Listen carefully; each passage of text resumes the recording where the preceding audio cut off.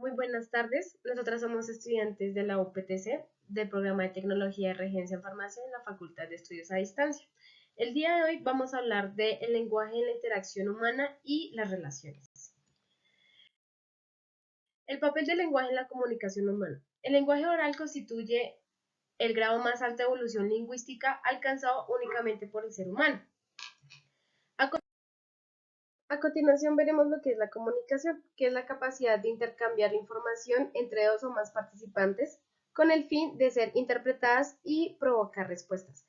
En ellos de la comunicación tenemos 6 características, en donde está el emisor, el receptor, mensaje, canal, código y contexto. Como podemos ver, el emisor es quien emite el mensaje con el objetivo de exponer el mensaje que se da. El receptor es el que recibe la información y realiza la función de decodificar. El mensaje es la información que pasa del emisor al receptor por medio de un canal. El canal es la vía por la cual circula el mensaje. El código es un conjunto de signos que se combinan mediante reglas conocidas tanto como el emisor como para el receptor. Y en el contexto es una situación en la que se encuentra el receptor y el emisor que permite interpretar correctamente el mensaje. Continuamos con el lenguaje.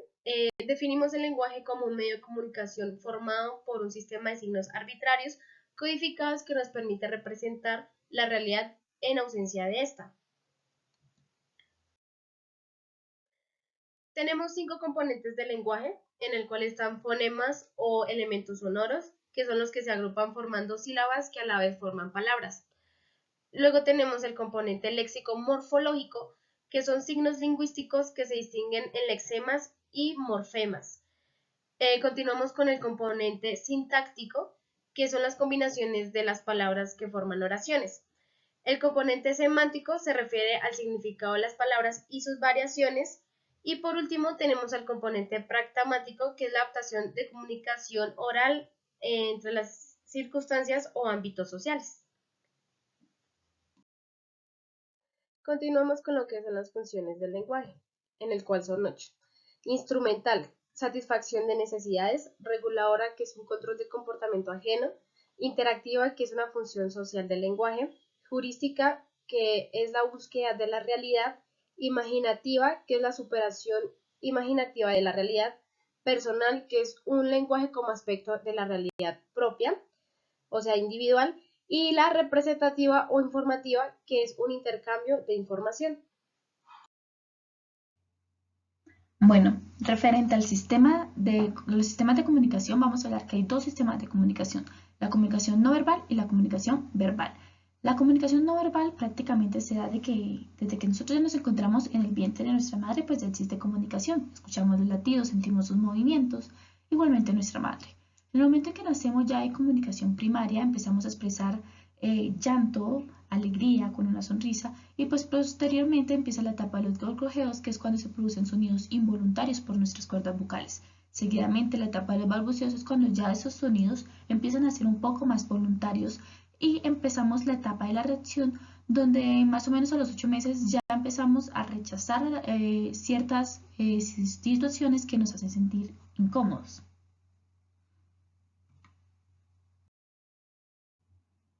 Bueno, en la comunicación verbal se dice que surge más o menos alrededor de los 6 meses, y es cuando el niño empieza a emitir sílabas. Comúnmente suele ser ma o pa, y todo eso es un proceso acompañado por sus padres. Entonces el niño empieza a imitar todo lo que ve de sus figuras cuidadoras.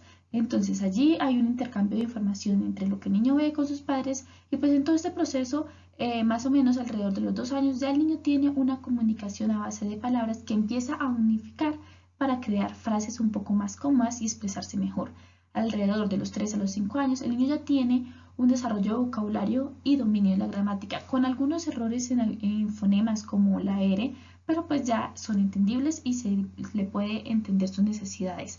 A los 6 y a los 7 años, el niño ya tiene un lenguaje cada vez más abstracto y más socializado, por lo cual es un vocabulario más completo que nos permite comprenderlos.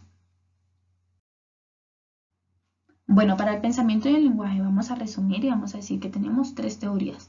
Una en la que prima lo lingüístico sobre lo cognitivo, es decir, nacemos ya con el lenguaje como una conducta aprendida y posteriormente adquirimos las habilidades cognitivas.